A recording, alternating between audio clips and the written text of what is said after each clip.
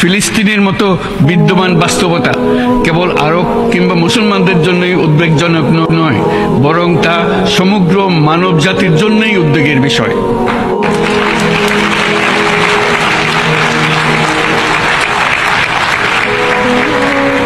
একজন মানুষ হিসেবে প্রত্যেক ফিলিস্তিনির জীবন অমূল্য।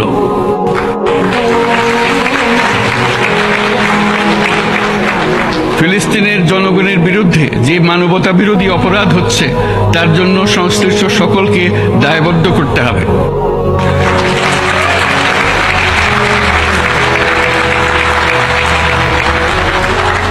ফিলিস্তিনের জনগণের উপর চলমান নৃশংসতা, বিশেষত নারী এবং শিশুদের সাথে প্রতিনিয়ত যে নিষ্ঠুরতা বিশ্ব দেখাচ্ছে, তা থেকে নিস্তারের জন্য বাংলাদেশ অনতিবিলম্বে সম্পূর্ণ যুদ্ধবিরতির আহ্বান জানাচ্ছে।